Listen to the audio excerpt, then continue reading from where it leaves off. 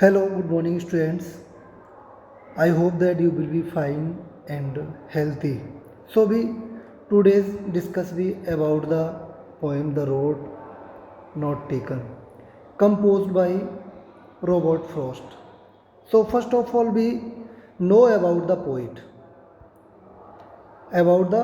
poet, and then we discuss about the poem. So, the poet is Robert Frost. Poet is Robert Frost, uh, a well-known American poet, was born in San Francisco. He belongs to the 20th century, known for its scientific and technology revolutions. Here, the poet tells us about the choice of my life, and it is a mostly indirect way of expressions through the symbol and image. Frost is different from the other modern poets. He is a modern in the spirit and traditional in the style of poetry. This is the poet's description, and now we discuss before starting the poem about the poem. What is the poem and what tells us the poem? है ना? This poem is tells us choice of our life. The poet is also tells the road not taken is based on a very common experience in our life. The poet present a dilemma of a man in a particular situation.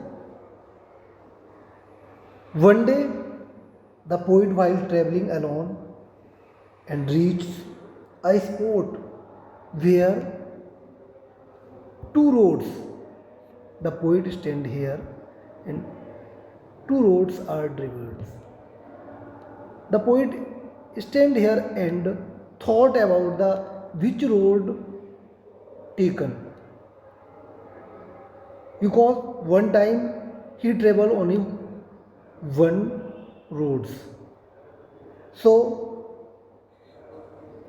he entertained a conflict as to which roads he should choose for his onward journey. He stand there for a long time and then decides to choose the road which is less traveled. It means he choose that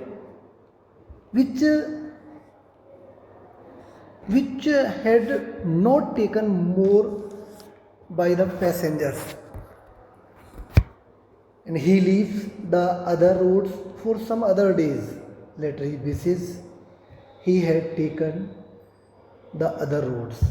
So let's start about the poem one by one stanzas. First we discuss about the first stanzas. The two roads diverged in a yellow woods, and sorry I could not travel both. And we one travels long I stood and looked down one as far as I could to where it went in the undergrowth. Here the poet tells us about the two roads. Two roads. The road broke into two in a yellow frost. I regretted that I could not travel both the roads at once. I stood and looked for long as far as I could at one of the roads turning amidst small plants. And then the poet then took the others just as fierce and having perhaps the better claim because it was grassy and wanted to bear. Though as for that the passing there had borne them really about the same. Here the poet also tells that when he looked the second roads, after a great deliberations in my mind, I took the other road that looked as fair as and promising as the first one.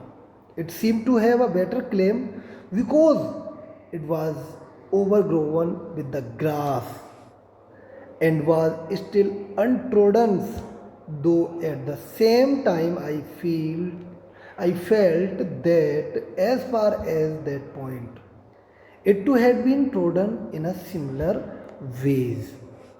So the next, the poet here tells, and both that morning equally lay in a leaves, no steps had trodden black.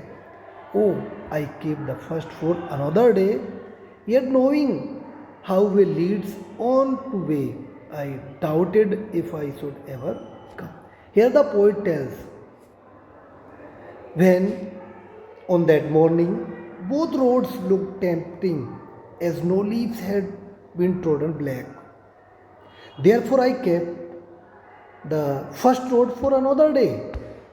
Yet in my heart of hearts I knew how one road leads to another, and it might not be possible for me to return to the first one again. The poet tells us also, he does not, he doubted that if he came back, then he used the second road. So he choose, and the next paragraph, I shall be telling this with a sign. Somewhere is and is hence two roads diverge in a wood, and I took the one less travelled by, and that has made all differences. Here the poet tells, in the last paragraph, the poet tells us that I feel that after age from now,